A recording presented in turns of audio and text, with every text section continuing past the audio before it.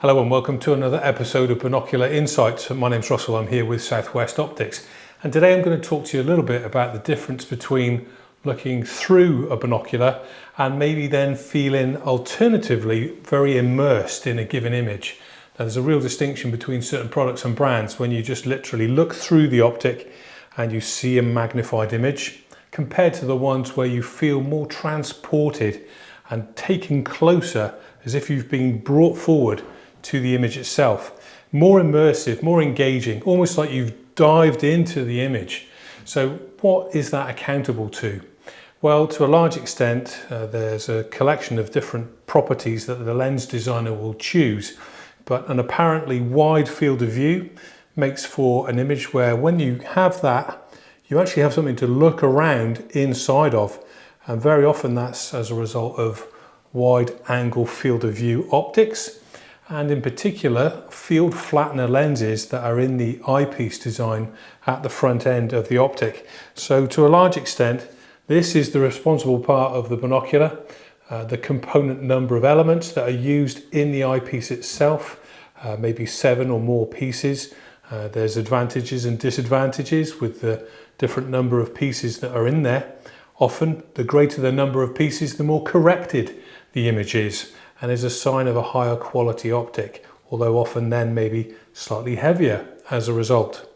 So as well as the eyepiece design and the field of view and a wider view as a result of using field flattener lenses, some of the other factors that make a difference for immersion are just the overall amount of light coming into the system and how bright the image is. In particular, what size is the objective, and that can just slightly influence the feel of how immersive the image is.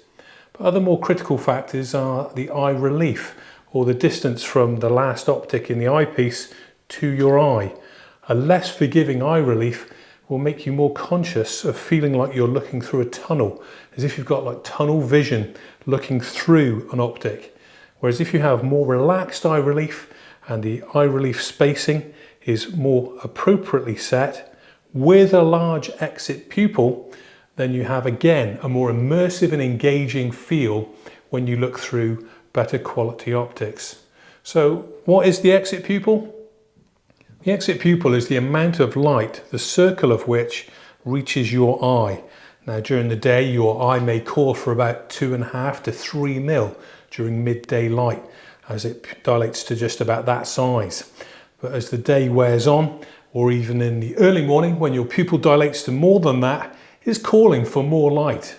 So when you divide the objective size, let's say for argument's sake 50 divided by 10, then you have a 5 mil exit pupil. So when your eye calls for more light and dilates and gets bigger, the greater the amount of light it's requesting. If the binocular can then deliver that greater amount of light with a larger exit pupil, you again have a brighter image, and also that contributes well to that immersive feeling of looking into and around an object or subject within the image, rather than necessarily just looking through that tunnel vision kind of feel. So that has a large part to play. And of course also the physical size of the eyepiece. Now when you're looking through an eyepiece that is very small, as you can imagine, it can be more particular for the placement of your pupil as you look through the optic. So those factors make a difference, the exit pupil and the size and placement of the eyepiece design as well. So that's part of the reason premium quality and alpha class binoculars such as, like for example, the Swarovski EL range were so groundbreaking when they first came out and continue to be so today, in the sense that they magnify that field of view with the likes of the NL Pure range. Now there are other options out there that have that immersive feel, so check them out on our website, come and visit us at Southwest Optics and speak to us, and we'll be able to give you the advice as to how you can really get the best immersive feeling from the optics that you choose to spend your hard-earned money on. Thank you very much for watching.